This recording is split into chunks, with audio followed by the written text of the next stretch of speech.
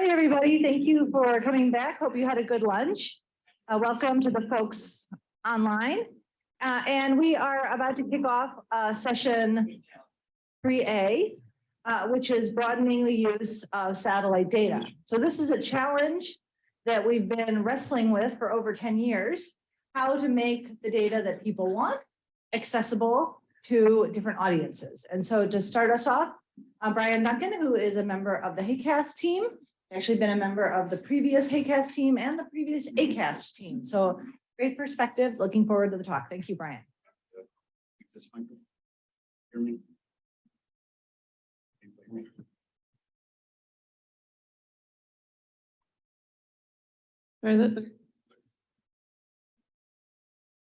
Okay, so I'm going to give you an update on, well, I'm going to tell you a little bit about the project that I'm working on and give you an update. And it's definitely within the theme of this project or this session here. So the title of my talk or of our project is integrating NASA resources into the standard operating procedures of the LMIC, low to moderate income countries. And the team, my team members are Kevin Cromar, who's here in the audience. He'll be talking after me. He's a health professional at NYU. And then Anna Prados, she's online. She was the lead developer of the RSET program, the training program at NASA. And now she's working on other projects and is obviously as part of this team here, bringing her 15 years of experience working with stakeholders to this project. Okay, so if you want to know the project methodology in details, I'll point you to a GeoHealth paper that we put out a couple of years ago. But basically for this project, for the HAQAST project, we took a few things out of this paper and turned them into into this project. So we have two steps here. I'll talk about the first step, the first part of our HAQAST work, and then Kevin will talk about the second. So the first is engaging a diverse set of stakeholders in the LMIC. So we're talking to them, gauging their individual needs and identifying common needs among all the stakeholders that we're working with. And with that knowledge, then we'll go to step 2 and identify ways to scale up our engagement to reach many stakeholders in the LMIC. Okay, so step 1. Okay, so this is a complicated schematic, but it represents what we're doing in step 1.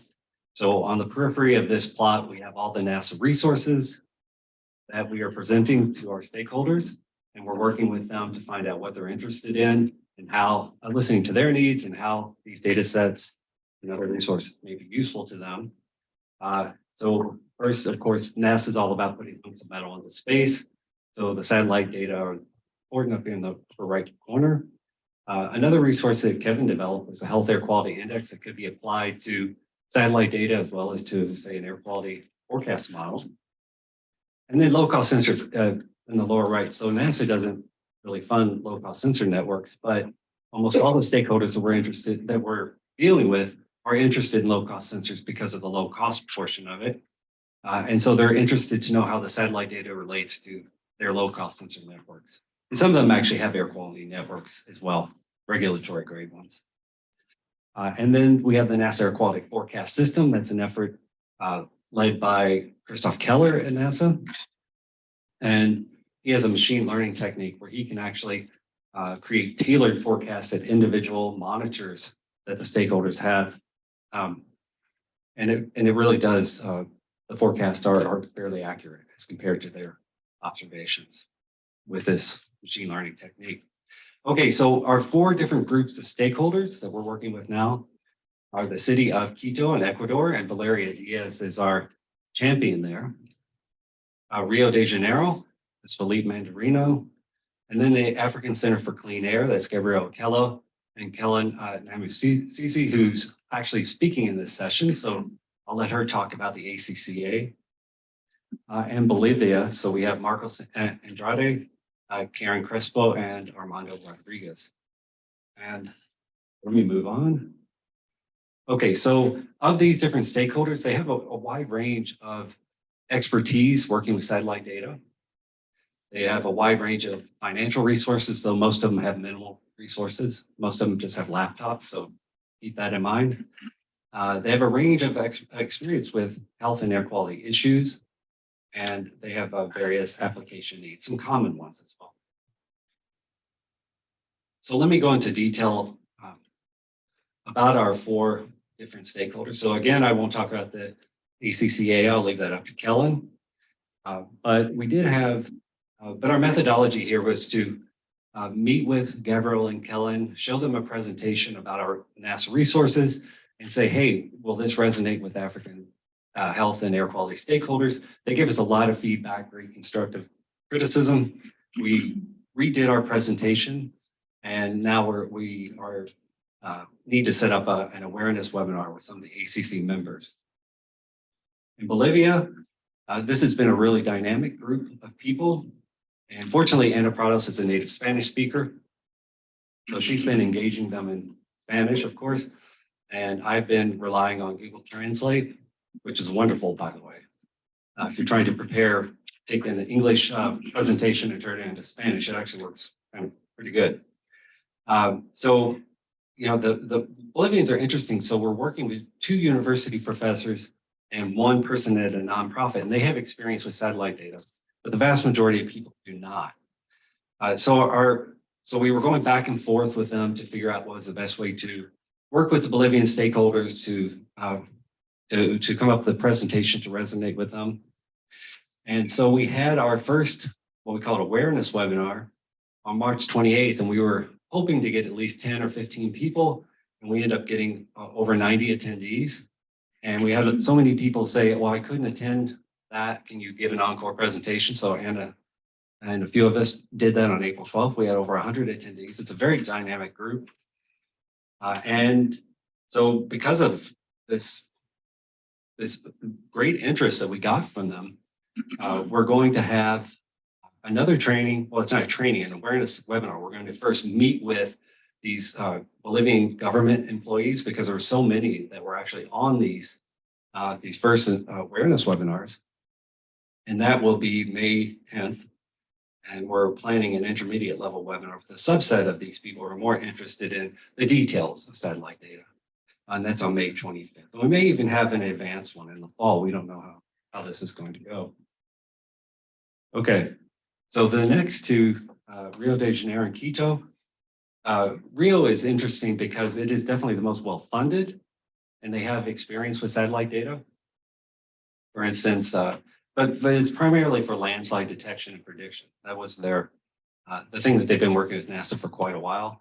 They're also aware of Christoph Keller's NASA air quality forecast, but they have little expertise with satellite data for air quality applications. So we started having our back and forth conversations for them, finding out what they wanted. And what was very interesting, they said the first thing we want is a health analysis. They have their own air quality networks. So Kevin started to work with them on that. And I will let him give the details on that. He's going to take the last part of the presentation. And then the Quito, they also said, we want a health analysis. So Kevin started working with them. And we're also working with them in other ways. And we've had awareness webinars and so on with them. So with that, let me turn it over to Kevin.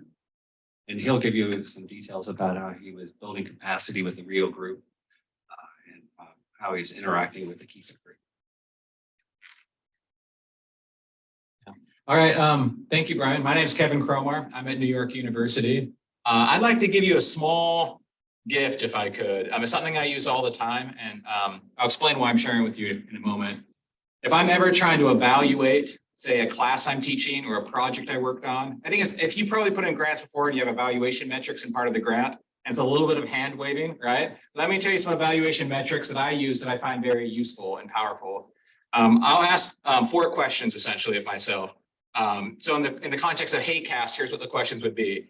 I would think, well, what does John Haynes want out of these projects? And it would be something along the lines of high impact, measurable results that come from the research, right? He would say it better. So I would ask these 4 questions along those lines. I would say, at what times during the project was I most engaged with accomplishing that goal, right? And I would think through it, like when were we most engaged, most focused on that and getting that goal accomplished? The second question I would ask myself is, at which times was I distant from that? Like we're busy, we're doing stuff, but we're not really hitting what we're trying to get accomplished. I'll learn from that and take stock in that. The third question I ask myself is, what's something that surprised me about this project in relation to that goal? And then the fourth one is more personal. What's something meaningful I've learned about myself as a researcher as I did it?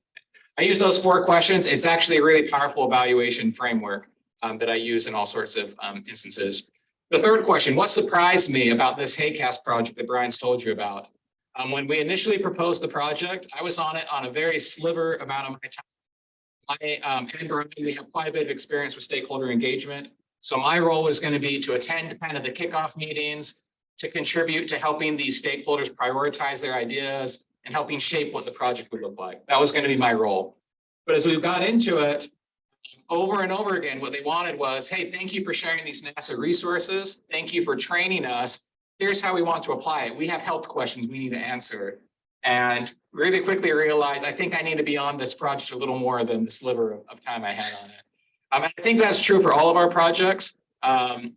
It's something we're doing with this project in particular. We don't have enough time and resources under HAQAST to do everything that's needed. So we're taking, for example, it's not up. Bryan showed the slide about HCHO. We're preparing an NIH proposal so we can help them continue to move it forward. So I think we may want to think about as HAQAST researchers, as we're meeting stakeholder needs, we may want to think about, we have the HAQAST support, but we probably frequently need to apply for additional funding to meet stakeholder needs. And that's something that we're trying to do. That's something that surprised me about this project. Really quickly, I want to talk about the results we found, some of the health analysis. The big takeaway for me from the analysis with Rio, it wasn't the actual findings, which we're still working on. It was the realization that just as important as the research findings is the capacity building aspects of the project. And the way that it changes what we do is if we were just to do everything for them, we could get it done, let's say in a calendar year. But more important than just getting them the results is, can we teach them along the way? So when we're long gone and not working with them, they're now enabled, they're now better suited to take the next project on themselves. So we learned that in capacity building, you go slow, you go hand in hand. We would plan sessions where we would sit with them and teach them epidemiology methods or exposure assessment methods that fit under the HAQAST project in very nice ways. But that slow and steady with them hand in hand, I think increases the impact of our work beyond our individual projects. A quick result from Quito.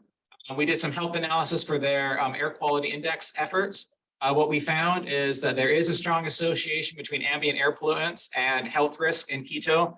We found their current air quality index, which is heavily weighted towards ozone and less so towards PM. It does a good job predicting risk, but it entirely misses the health impacts of NO2.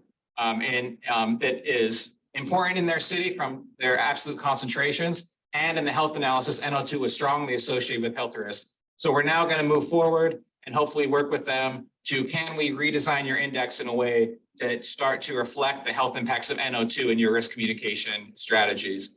So that's the results that we found. But yeah, the takeaway, if I could leave that message with you, is as we work with stakeholders, let's be responsive to them, but sometimes that takes finding additional funds in addition to the HAQAST funds. I want to tell you a little about our scale-up efforts. So we're working with a number of locations one-on-one, but we realize that we don't have enough time or effort to reach the whole world one-on-one. So we need to find a way to scale that up quickly. And what we've done for our Tiger Team project is we pulled together the efforts of multiple HAQAST PIs to get their high-quality level 3 and level 4 data products and get them pulled together in a one-stop shop online that we can share broadly with a much wider group of stakeholders. We've learned some powerful lessons about this. Let me show you where we have so far. This website here is not live other than to have it available for us to see today. But this is from Guest Disk, Goddard Earth Science Disk. What does DISC stand for, Bryan? Data, maybe? Information. I mean, it's one of the DACs. It's one of NASA's DACs. They've been a tremendous resource for us. What we had to do is we first did a screen of which DAC we wanted to work with, and Jennifer Way at Guest Disk has been a great partner. We selected them. We then had to go through a review process for each of the data sets. We kind of helped shepherd that through. There's an external review and an internal review. We got the data sets approved for everyone. And then now the PIs are working hard with Guest Disk staff to do the heavy lifting of getting their data sets ready to host it in a public format. Right? This right here is not what the final graphics will look like, but Sarah, let's see here. There's going to be data for each of our HAQAST projects here. You will probably recognize most of these. The GOCF product, we have some MIRA2 data, some monthly NO2 data. We have Daniel Tome's with and without fire emissions PM data. These are our HAQAST data sets that would be available through guest disk. Okay. The one thing I wanted to share about this, which I think is another good lesson we could consider moving forward.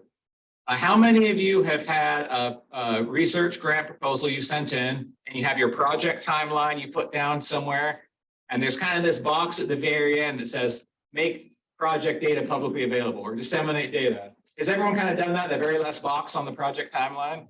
I think what we've learned through this Tiger Team project is it takes a lot more time and effort than you anticipate to get your data sets ready for public dissemination. I think Randall Martin's probably done the best job and probably has the best appreciation for the time and effort that takes, but it's a lot more than 1 month at the project end to get it all ready. It surprised a lot of our HAQAST PIs on how much time it's taken to get the metadata ready to be responsive for everything that's needed before it's ready to be hosted on guest disk. So as we move forward, there's two great things that came from this Tiger Team as HAQAST PIs. One, you now have a place that your data can reside when you're done with your project. And two, when you're putting it in the proposal stage, you have a clean vision on what you need to do and where it can go. That's going to be a lot better than some of the hand waving we've all done before in our proposals on how we're going to disseminate our data. So thank you for our PIs for working hard on this, getting the data ready. We're going to be harping on you a little bit more because we still have a little more work to do. But once this is ready, we'll share it with everyone. It'll be a great resource we can share with stakeholders so they can access our high quality data sets. And that's all I have to say about that. Thank you. Our next speaker is Kellen Namusisi from the African Center for Clean Air. Thank you, Kellen, for joining us.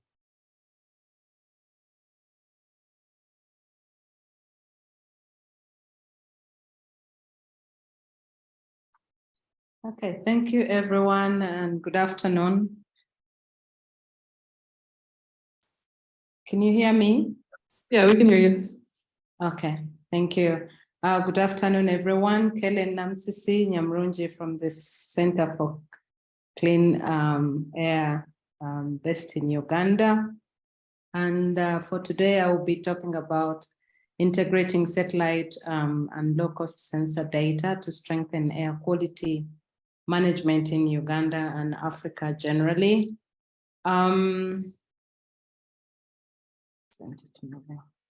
Okay, I'll start with a brief about the center. Founded in 2019, the SCC is a research and policy center that works with multiple stakeholders to co-design evidence-informed pathways to tackle air pollution in rapidly urbanizing African cities. Our mission is to promote evidence-informed policies to reduce human exposure to air pollutants at home, at the workplace, and outdoor, and improve understanding of cleaner air in all settings that benefit public health. And the vision is a future where all people in Africa have clean air to breathe. I want to start with what's happening on the continent. Very recently, Gabriel Okello, who is also part of the center, did a scoping review on air quality management strategies in Africa. And out of this paper, and this spanned 20 years ago to date, and this paper highlighted 3 key strategies that are being used in Africa for managing air quality. First is technology, which is 75%. And most of this is basically clean cooking strategies, with only 4% air quality technology, which is the low-cost sensors, sensor monitors. And then the second strategy is policy implementation, which scored with only 20%, and the last strategy was behavioral change strategy with only 5%. This is a big message looking at where we want to go, especially if we want to integrate or use satellite data. And this strategy is mainly focused on household air pollution with 83% as compared to outdoor air pollution with only 17%, in household energy strategies with 88% compared to mobility strategies with only 6%. So the message in this scoping review is that there is no satellite data being used at the moment, and a strategy such as integration is not yet, a strategy that is being used in Africa. Continuing with what is happening on the continent, Uganda is a unique case study in Africa as far as air quality monitoring is concerned. There's a lot that has gone on, but key is building air quality monitoring and management capacity. Professor Cromar has just talked about this and has highlighted the need for capacity building.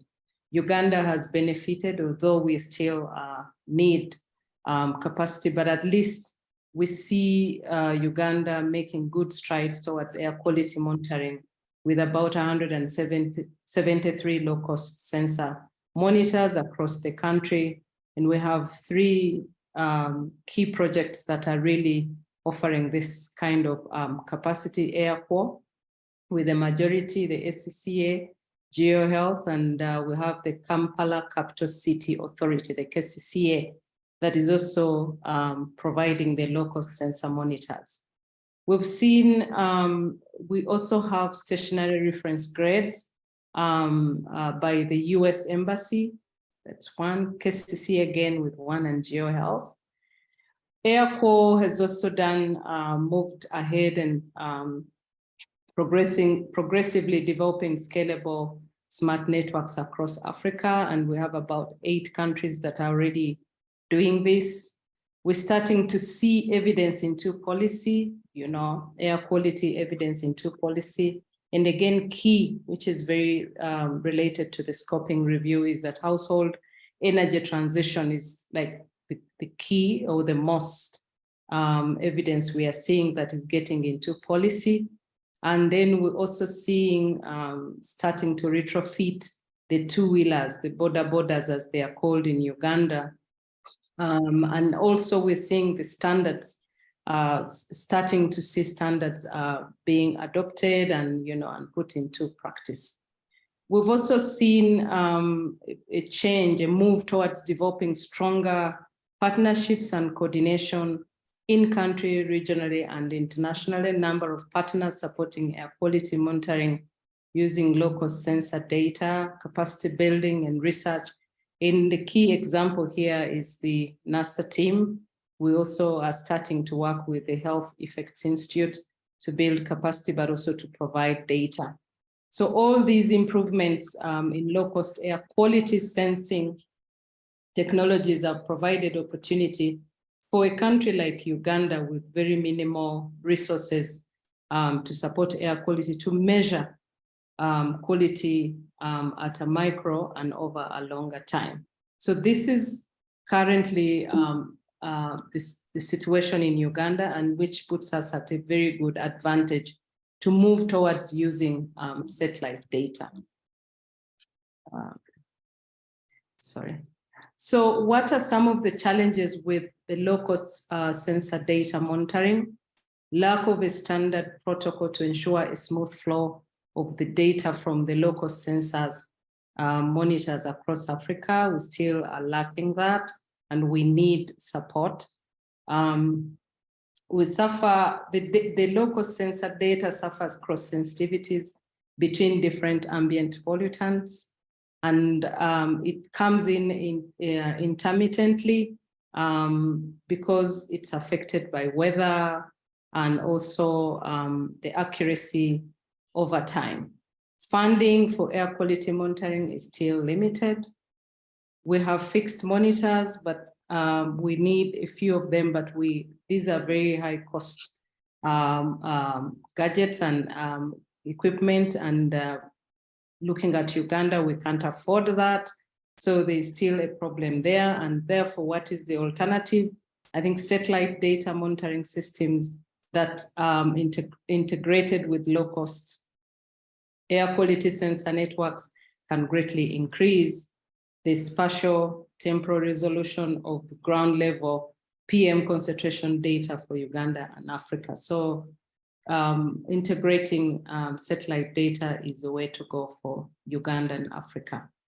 So level of integration currently, there's no integration that is happening, but we have good steps towards that. We have at least 2 projects with the airport and 1 project with the SCCA, and that is with the Professor Cromar's team. We are starting, as you've heard earlier on, we're starting to work towards building capacity for policymakers, but also building capacity for the SCCA team.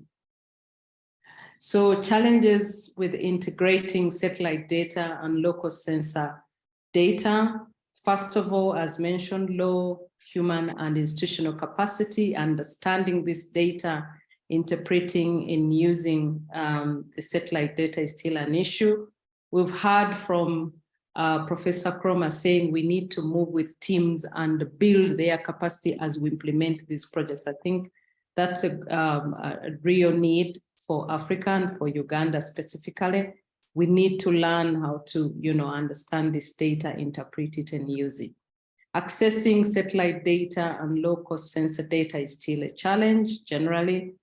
Understanding and interpreting the data by especially the non-academics, policymakers, implementers, and advocates is still a big issue. And therefore, there is a challenge with relating satellite data and local sensor data to daily activities and outcomes, for instance, health outcomes. So those are currently the major challenges. And lastly, what needs to be done?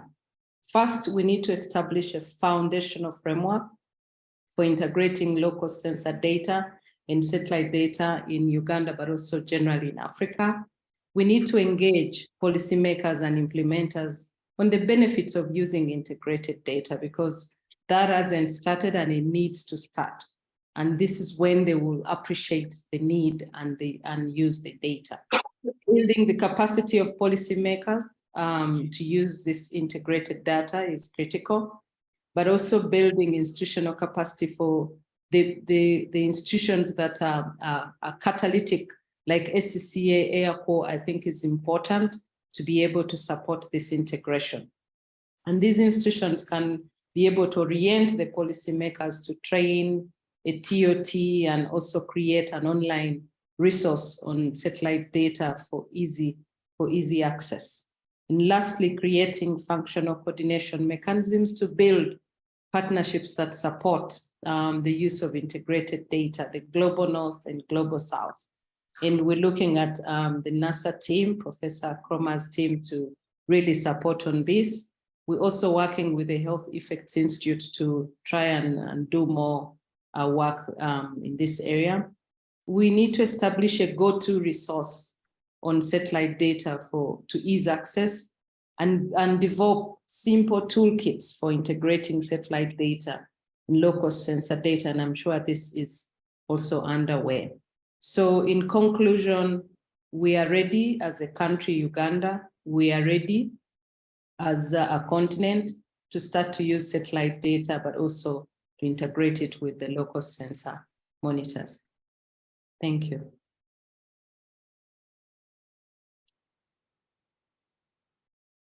Thank you very much, Kellen. So we'll have you join us at the panel after all the other talks. Okay, so you can we'll have you turn your camera back on when we have the question and answer. So our next speaker is Jingqiu from the University of Alaska.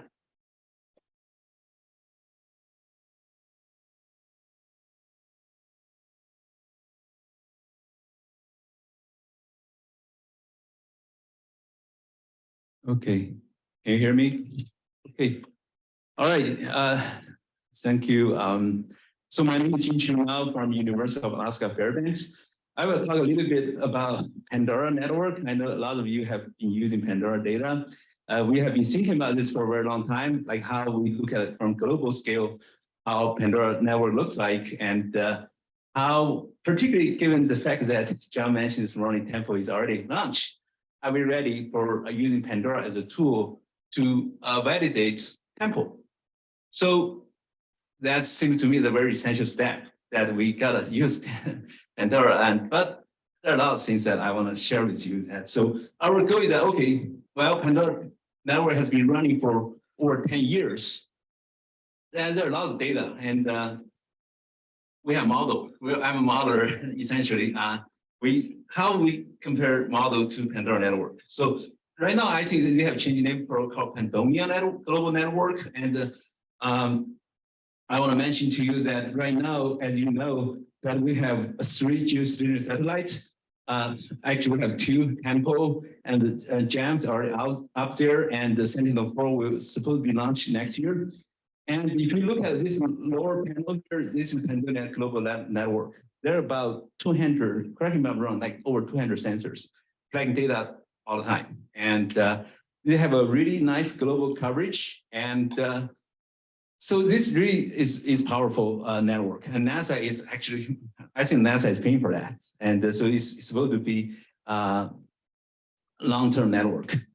And so our goal is that, okay, let's use model as a tool to understand Pandonia network, and whatever we can learn, we can use that for our future evaluation of Tempo observations. So we are running GLSCAM model, and we're doing a coarse resolution, but we're going to switch to NESCAUM resolution to compare with Pandonia Global Network. So because there's so much data, one thing we want to focus on is formaldehyde, and another thing we want to focus on is diurnal variation, because this is what Tempo can do. Tempo can give you hourly diurnal data that, unlike Polo Orbiter, only give you one shot per day. It's not 1:30 or 10:30. It's not give you a continuous record. So Tempo can give you a diurnal cycle, and the model can run 24/7. So then let's take a look how model compare to Pandora network. So here I'm showing you, this is a global comparison between Pandora network and GLSCAM model. It's kind of very busy plot. Let me walk you through. So basically, for the inner side, we have global map, and for inner boxes, those are diurnal cycle of Pandora, which is blue line, and the red line is GLSCAM model. You also, if you look closely, you also see some gray dots. Those are OMI and AMPS satellite. So we're plotting summertime formaldehyde diurnal cycle from Pandora, from GLSCAM, and OMI and AMPS. So we try to make sense of urban versus rural. So urban is red, rural is green. For the outside box is those, because we were talking to Elena at Goddard, NASA Goddard. She said, well, you know, diurnal cycle sometimes cannot tell you the whole story. So we decided to look at the CD density distribution. So we compare model distribution with observation distribution, which is the outside box look like. So basically you can see, one thing I want to point you to is that if you look at all the red lines, basically model are very flat. Very flat. So there are very weak diurnal variation in modeling formaldehyde total column. If you look at blue lines, while Pandora network showing otherwise. So basically, there's much stronger diurnal variation in Pandonia or Pandora network. For whatever reason, we don't know. But you can see, while there are a lot of emissions, lots of VCP, we call this volatile consumer products, they can contribute to formaldehyde. There are many things that can contribute to formaldehyde column density that model have not included yet. And we also found that another thing is interesting, that if you look at comparison between blue line and the red lines, is often blue lines on top of red lines, which tells you that often observations showing higher formaldehyde column density than what the model says, which is understandable because the model cannot include all the emissions. And we also, but if you, this particular case for Europe and Asia, if you look at on the Europe and Asia, this discrepancy tend to be bigger. If you look at left side, that this is for North America. We found for North America model and observation of Pandora, they tend to agree better. So, but this is what you would expect from next year and onward, that once we get data from tempo, how we gonna look at diurnal variation of tempo and how we can understand those diurnal variation from tempo data. And if they disagree, I can guarantee you they can disagree. How we gonna understand it? How we can go from there? So this is, so what we, from this effort we have done so far is that we realize model disagree with Pandora network tremendously, but what to go from there? So one thing we did is that we decided to use a ratio we call column to surface ratio as a tool to diagnose model, because column to surface ratio is like Rondo did for AOD to PM2.5. You have a ratio, you can avoid the problem with emissions, because if you have emission problem, the ratio is not affected by emissions. So we decided to look at this ratio, compare this ratio. And one more thing I want to mention is Pandora network. They currently doing sky scan mode. Basically, they're doing max DOS type of observation. So that gives you information about surface concentration. That is separate information from total column. So basically, if you run Pandora right now, gives you surface concentration, which is independent of total column. So we are using that information to diagnose model. So what we found is that basically, if you look at these boxes here, that the red ones is model. Sorry, I should mention that x-axis is the total column density, y-axis is the surface concentration. The red dots are model, and the black spots are observation from Pandora. So basically, if you look at most sites we have looked at, the black dots often overlap with red dots, which tell you maybe in terms of surface ratio, column to surface ratio model is not that far away from observations, which is good sign, which tell you, well, maybe model dynamics or model chemistry are not too far off. Model maybe are tell you something. And another thing we also notice that if you look at Northeast US here, you also see there's a straight line. Basically, it tells you the surface concentration and column density is a linear relationship. That tells you actually maybe there are a lot of emission coming from surface for those urban cities, not from upwind. This actually is really important information that if you look at, for example, this linear relationship is very interesting. But it's not all places having this linear relationship. If you look at the Midwest, we often can see here that Midwest, this relationship is, there are no linear relationship between surface concentration and total column. That tells you maybe formula is coming from elsewhere or maybe from biogenic, maybe not driven by surface emission or surface emission of precursors. So there are lots of things we can learn. So we think this is a really nice tool to help us to diagnose model independent of uncertainties in the emissions. So what do we go from here? So, okay, I want to just say a few things that why model disagree so much with observations. First of all, model emissions can be completely wrong. For example, there are a lot of people talking about volatile consumer products. A lot of people talking about urban trees, urban biogenic emissions. We do not have that in the model. How about diurnal variation in the model? Diurnal distribution of emissions in the model can be pretty much wrong, or spatial heterogeneity. We don't have that. Another question is the model resolution. Right now we're running 2 by 2.5, but you could say we should run by 2.25 by 0.315. This is a paper from Daniel Jacobs group. They're showing that, well, ozone is not really affected by model resolution, but formaldehyde it is. If we run a different resolution model, your formaldehyde concentration will be different. How are you gonna, which one is correct? It seems like if you run a higher resolution, you get a better agreement with observation, but this is for Southeast US, has nothing to do with urban. What's the start for urban, we don't know.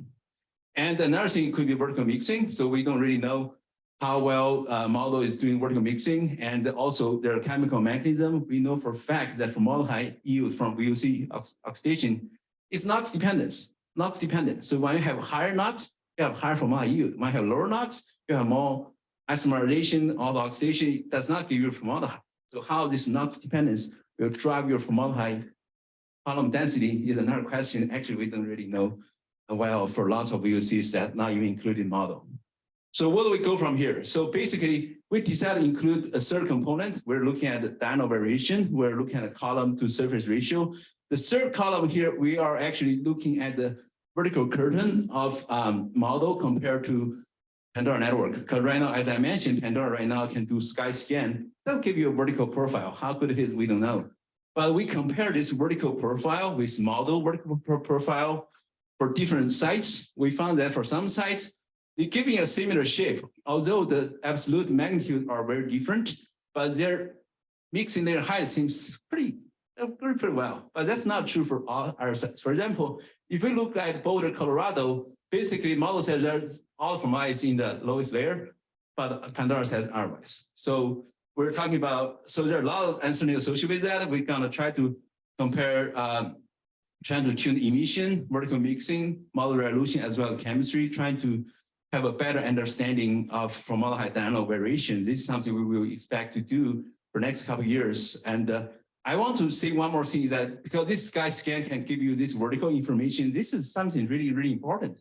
It's not something we have been fully developed in Pandora network right now. Something I'm hoping can be improved in the near future. And with all this information, we really can do a better job and get ready for ample data in the next 5 years. With that, thank you very much.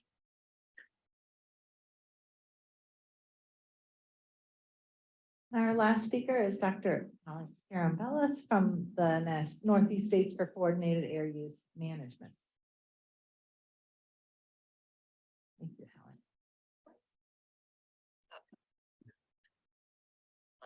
Uh-oh.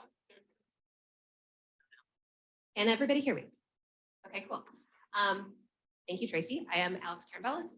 I am a photochemical modeler and environmental analyst at the Northeast States for Coordinated Air Use Management, or NESCAUM. We're based in Boston. We're a coalition of the Northeastern states working to improve our air quality. We're actually older than the EPA. That's my favorite. So today, now that we just heard that models are wrong, I'm going to talk to you about some of my modeling scenarios that I have that are ongoing through both NESCAUM and the Ozone Transport Commission. And these stemmed out of the Long Island Sound tropospheric ozone study in 2018. The purpose of LISTOS was it was a multi-agency, multi-institutional effort to really improve our understanding of ozone and ozone precursors and formation and transport in the Long Island Sound area. So upwind of New York City, coastal Connecticut, Long Island Sound, and Long Island. You can see this beautiful graphic demonstrating all of the instruments and flight paths that were involved in that campaign. And the modeling that kind of came out of this was we were interested in some following up on some work by Madison at Columbia University, comparing observations from HAQAST, Geotazo, and Tropomi, looking at exceedance and non-exceedance days, specifically formaldehyde and NOx ratios. And backing out of that, we were interested in different control strategies. So thinking about very specific, localized impacts from high energy demand day electricity generating units or peakers, as opposed to broad regional scale changes in the form of major reductions to the on-road emissions inventory, in this case, 90%. So pretty unrealistic, but really trying to get a sense of how can these different emission sectors and scenarios play a role in ozone formation and concentrations in this region, as well as, taking the comparison between those two types of control strategies. How do those impacts affect our perceived effectiveness of different control strategies in the region? And then what does that mean for actually implementing those changes, those control strategies? So the rest of this talk is going to be kind of split up into two different projects. So the first one I'll be talking about is looking at specifically high energy demand day impacts coupled with those 90% on-road. So the 90% on-road is applied to all on-road emissions. So anything that's coming out of a tailpipe, 90% reduced. This is coupled with then our high energy demand day impacts, which are NOx only modifications. And these are the scenario that we're layering on here is dispatching high energy demand day units that are prioritized as the lowest emitting units first across the region. So we're just looking at the impacts from these peaker units in the ozone transport region, which stretches from Maine down to Virginia and includes Pennsylvania. We also ran a bunch of additional sensitivity simulations, but those will not be shown today. But if you're interested, feel free to chat with me offline. So this slide has kind of a lot of information on it, just to kind of show you how we get to the bottom difference plots. We're looking at ozone concentrations, average ozone concentrations for a July 2018 that were above 70 parts per billion. So starting on the left, we have our baseline scenario, and then head 7 is just how we define our prioritizing lowest emissions emitting unit scenario. And so what we can see is that there's not really much of a change visually from the baseline to modifying these peaker units. But if we were to take that difference plot, which you see in the bottom left, we see that there are pretty significant impacts just by redispatching these units on the order of -11 part per billion to +9 part per billion based on where these units reside and the local chemistry. Then taking a step further, now we're just cutting our on-road emissions by 90%. We see that there's a pretty visually dramatic change in these average elevated ozone concentrations. In this case, by an average decline of 8 part per billion across the domain in that middle plot. So just to kind of visually show you what those differences look like. Now, what I don't want to get lost is in that last panel, which we're layering on both the on-road NOx reductions and those redispatching of our peaker units. And we see that the impacts look a little bit muted compared to what we're doing in the compared to the baseline, that original baseline. However, we still see that there are some isolated impacts from layering on these strategies. So this both region-wide control strategy versus a highly localized one. And we see that some of the changes across the domain can reach a positive impact of declining ozone concentrations by up to 8 part per billion as well. So again, thinking back to that original question about our perceived effectiveness of control strategies, that in this kind of changed chemistry environment through the major reduction of on-road sources, we can still see additional implications from modifying highly localized sources that might not be major contributors as well. And then just to kind of bring home the point about how introducing a major regional reduction does in fact produce some pretty major modifications in the chemistry. These are modeled formaldehyde and NOx ratios, looking only at ozone exceedance days. For our baseline on the left, the head 7 units in the middle, and the 90% reduced on-road on the right. And we see that generally the left and the middle plots kind of reflect the same chemical environment. The top panels are just zoomed in on the bottom panel, so it's identical. But you're just zoomed in over New York City on the tops just to see it a little bit better.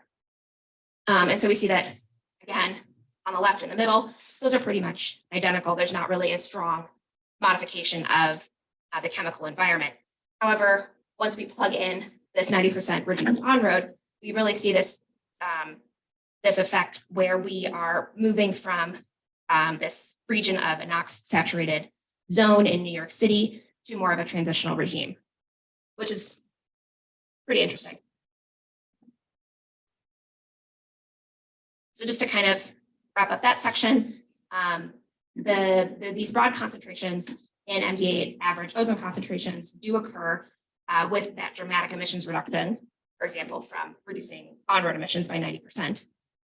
But we can still see additional changes that are introduced in the scenario, in the environment, as a result of these targeted mitigation strategies, such as redistributing our peaker units. And then just to wrap up, thinking about another project that we have ongoing that stemmed from work that predated LISTOS. And so this plot here is taken from a paper Ring et al., looking at VOC data from flights in the New York City region taken in 2017. And the VOCs are listed on the left, where the font is a little small, but we can see that they're ranked from least influential with isobutane and toluene at the top to the most influential at the bottom with VOCs like isopentane and propylene. And we have propylene highlighted because this was a surprising finding of some of the VOC canister data. Namely because we were curious about what propylene sources existed in the area. Turns out that there is a propylene refinery upwind of New York City. And if it's a highly reactive VOC, we want to know a little bit more about it, try to understand what its implications are for ozone in the region. In addition to the refinery circled in red, there are a handful of tank farms. And again, these are not just releasing propylene, but there are a number of other VOCs, including highly reactive ones that are also emitted from these tank farms as well, again, having an implication for ozone formation. So naturally, we are interested in understanding what the contribution is from Bayway Refinery and these tank farms in the area. So we just decided to zero out some VOCs and see what happened. Or zero out the VOCs in this region and see what happened. So here we're showing, but this is very preliminary, showing on the left compilation of exceedance days from model simulations representing July 2018. On the right are non-exceedance days. And you see that they are very different patterns, first off. So there are large meteorological influences impacting how this source contributes to ozone in the region. These are ambient ozone concentrations and or contributions to those concentrations. And the other thing that you'll notice is that on these exceedance days, that there are contributions of up to 0.45 part per billion. So not a very jarring number, but still considerable from this one source, that especially just considering those VOCs. The final point that I want to make is that the large contributions from these sources, or the large localized contributions from these sources, are in high population density regions. So presumably having some health implications as well. So just leaving out my summary slide, I know this was very satellite adjacent, but a lot of these scenarios are more what if scenarios, just kind of playing around with emissions inventories. But we are really looking forward to the data that we can get from Tempo to refine our emissions inventories in the baseline and get a sense of if these sources exist in our emissions inventory and what we can do with that information, both for modeling and for our states in supporting their needs. With that, thank you. Alex, if you could sit up here on one of the stools, and if our other speakers could come on down. We'll have about 20 minutes for question and answer. Jenny, who is are you gonna run around? Here, I don't know, Alicia can do it.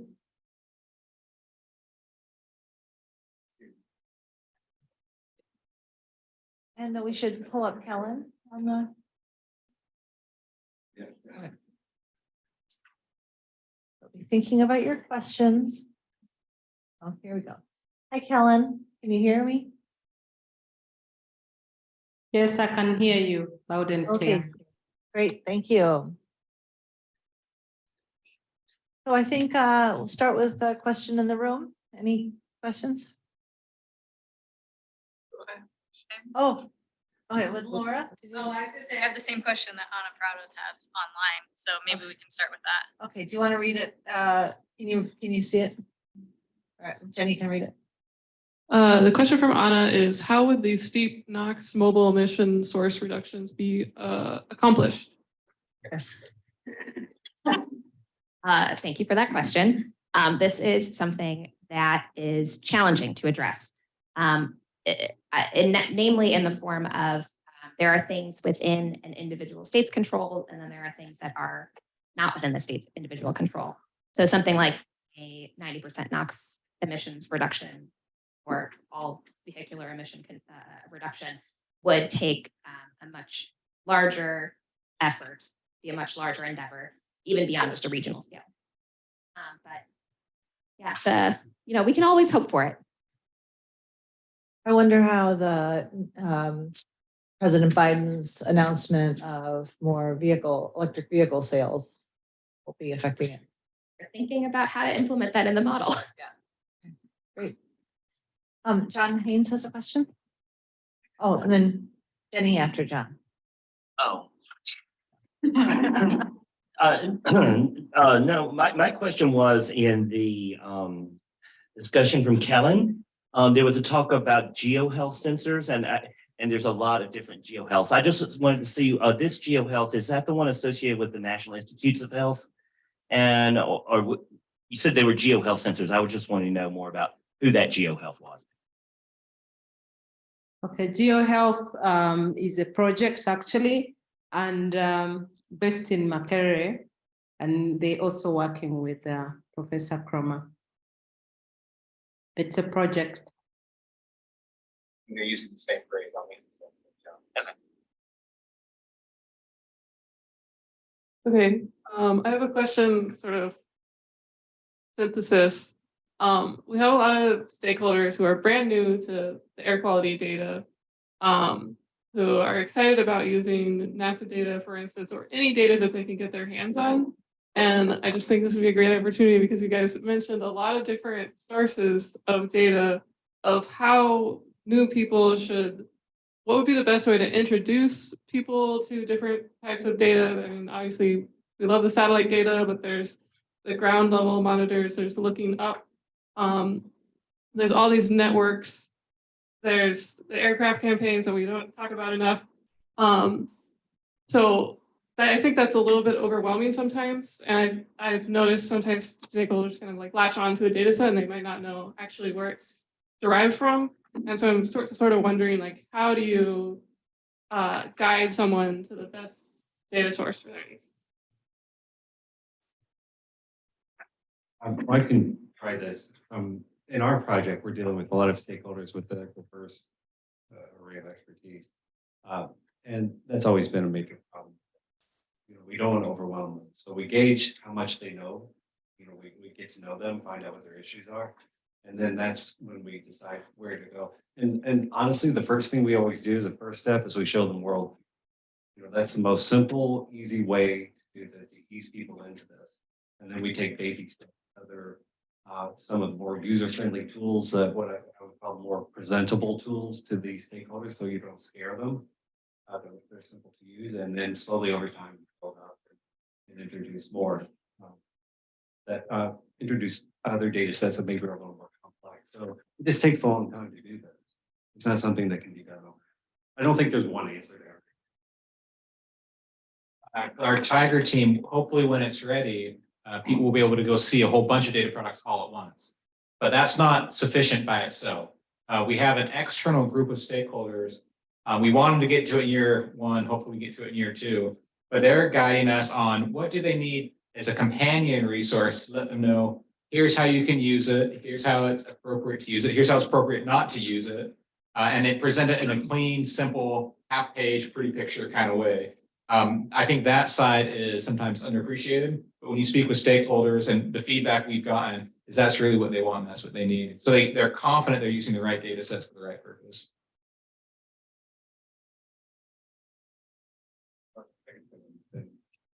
So on that topic, so we put together a paper that I mentioned earlier that's in GeoHealth. It's exactly on this topic. What are the best ways to present a new data set? So it's not just saying, here's the data set, dump it into their lap. You have to actually discuss issues on uncertainties, illustrative case studies, and so on and so on. There's many things to make it easier, more easily digestible and not so scary.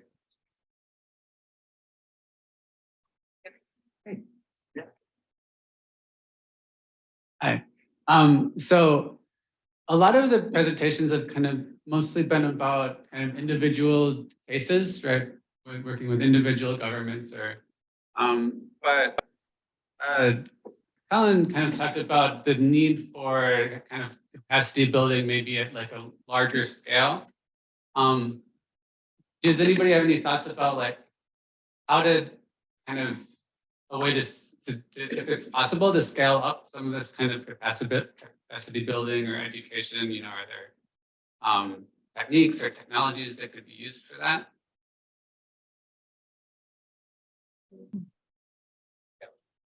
Kellen, do you want to take that? Capacity building? Yes, there's a lot of need for capacity as mentioned earlier on. So the plan that we have currently is really to partner because there's not a lot of resource to do that, but to work between the global north and global south to learn from what has already been done, and we, transfer the skills to Uganda or to Africa. So that's the strategy currently being used, but there's no like earmarked like resource for capacity building. But I think that would be something to discuss, to look at already the existing projects that can be able to, benefit from capacity building and then scale it up, across Africa, but also within the country, especially when we talk about understanding and appreciating, satellite data, but also integrating it for projects that are already ongoing. I think that would be something. And already we are working with the team, Professor Cromar's team, to look at, to design, a capacity building program. Anna has done that for us and we've gone through it. We think it's a great program, but we need more resource to, bring it down to Africa or to Uganda and to maybe the East African region to start with, and then we can be able to scale it up to the entire Africa. So yeah, there's need to partner on that. I'll just add to what Kellen is saying, just two things. First of all, there is the NASA RSET train. It's a training program designed just for this, but they can't reach everybody. You're talking about scaling it up to everybody. They do have online trainings that are archived, so anybody can go look at them over time. But we talked about this in our own project as well, and we can try to build capacity within agencies and so on. But we've also decided that many of the younger people, say university students, PhDs in many of these countries, they're the ones that I hate to say it like this, they're not like me, a dinosaur. They're not afraid of technology. They're willing to embrace these type of things. And I'm taking this very seriously, more so than some of the older stakeholders are. So we are reaching out when we can to university PhD students and so on. Sure. A question in the back. Thank you, Alicia.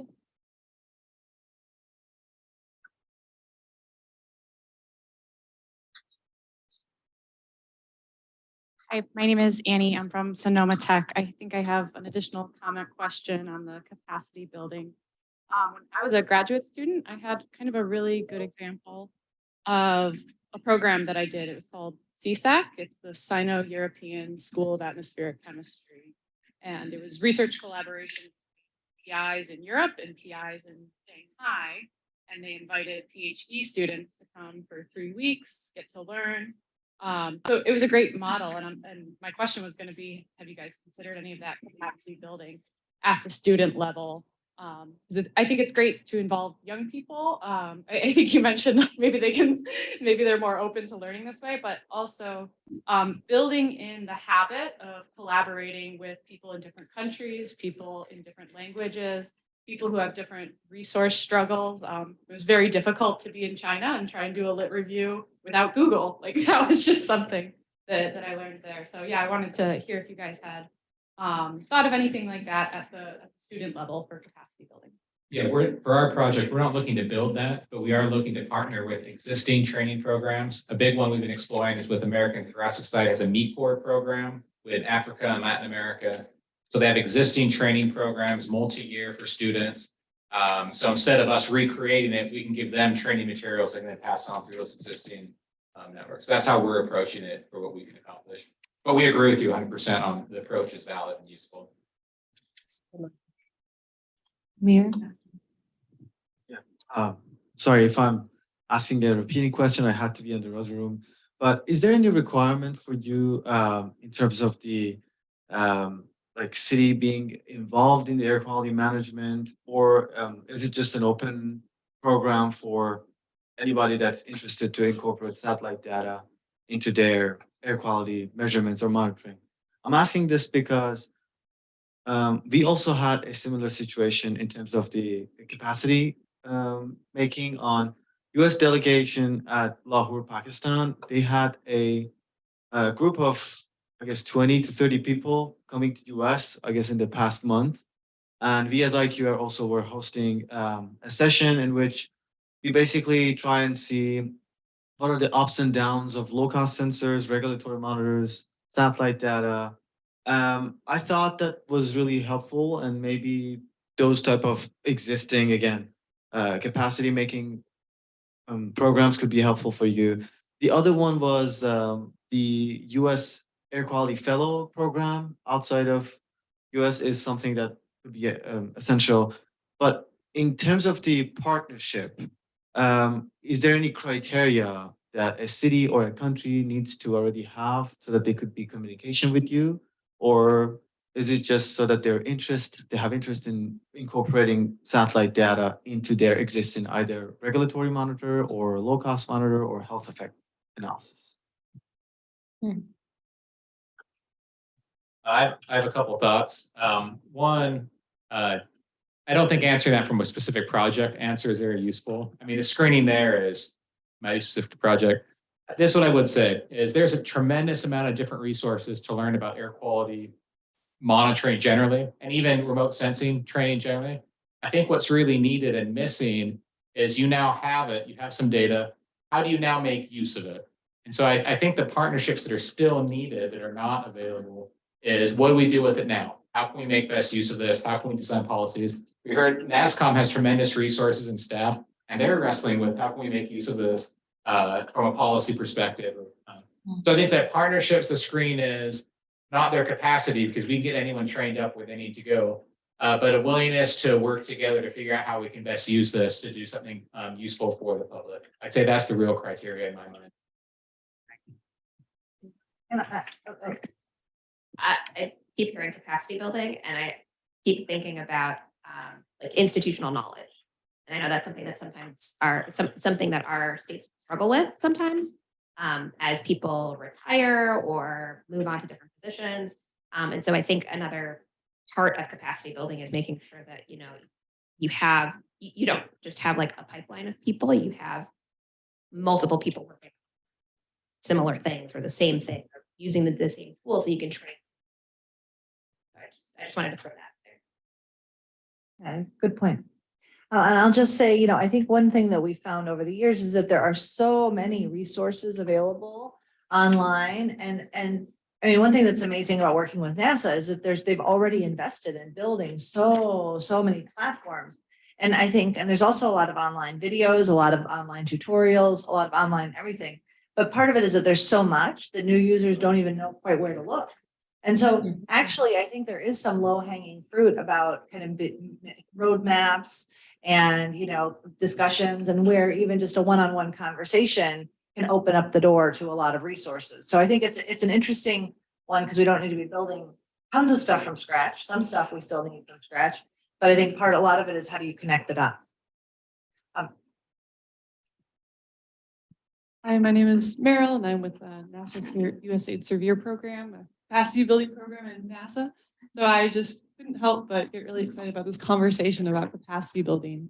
Severe is a joint program with USAID, so we work with communities around the world, including hubs in Eastern and Southern Africa and West Africa as well.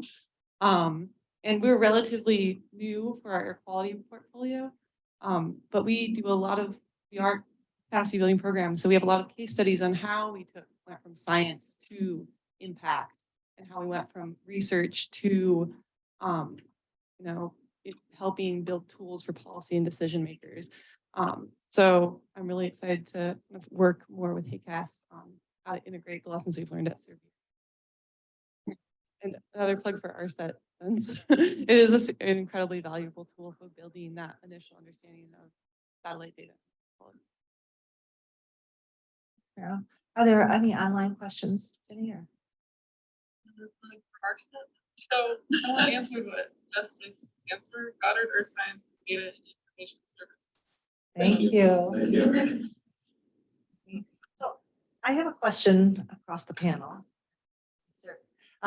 is we've talked actually about a wide range of needs from advanced model assessment at the research level to low and middle income countries to extremely well-funded, extremely expertly trained modeling scientists.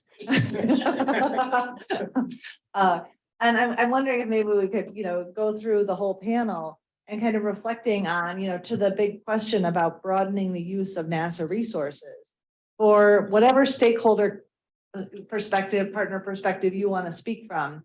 If you could sort of say one thing that would make NASA science more relevant to your work. Loaded question. I mean, me specifically, I love having satellite observations to be able to evaluate the model, be able to plug in and try to better understand if our emissions inventories are accurate. But what I have learned since being at NESCAUM is that they also are incredibly useful for looking at ozone events and trying to understand how if there was transport, what was upwind. And so that has been kind of really eye-opening. And like I said before, we're really looking forward to Tempo. It will be game-changing for our states. I think that after working with Annaprados for such a long time, also our stakeholders since I started in HAQAST a million years ago, I think really what I've learned is building capacity is of course important, but also there's so many stakeholders out there who just don't have the time or resources for capacity building. And what they really need are these out of the box, what we call level 4, that's a NASA jargon, these process data products that are turnkey, that they're exactly what the stakeholder needs, like surface PM 2.5. There's a few other examples like that. So those are very critical, I think. That's what I see as the most important thing that I've learned out of working with stakeholders all these years. I'll just give specific examples for our Latin America stakeholders. We're using NASA resources in Rio, hopefully to help them make decisions on where to place additional PM 2.5 monitors. That with the health data will hopefully inform that decision. And then in Quito, there's some unmonitored regions that are a little bit less populated. And it turns out that the satellite data falls short. It's not able to kind of do a good job there. And so we were able to realize that weakness and then advise them to use other technologies there. So that's how we're using it for our stakeholders. For me, I was wondering, actually something I've been thinking of is that if we could have a data portal, sort of show people how, if you want to get data, here's a guidance, how probably you guys already have that, but something like this for grad students, often my grad students have to Google, find the resources. If there's a data portal for all the resources out there, it can be easily navigated. That would be something useful, at least for entry-level users. And Jingqiu, just before you, I want to say that one thing we've been doing on our HAQAST website is we have a data and tools section that has a lot of data. And so if anybody has data and tools that we should add to that, we're trying. Now, this is not the same as what you're doing where it's, curated major data sets. This is more sort of, here's worldview, here's Giovanni, but it just, if there maybe we could do better. Yeah, there's something people often go to that page and find out what they need and then use that as a platform to go further. That'd be extremely helpful. That's right. Yes. And Kellen, do you have a? Yes, for me, it is indeed institutional capacity building, global north, global south, not to reinvent the wheel, but to take advantage of already the materials, the data, the toolkits that exist so that we can scale up, the use of satellite data. I think for me, that's the way to go. Wonderful. Well, it's a great place to end on. Thank you all so much. Let's give a round of hand to our speakers.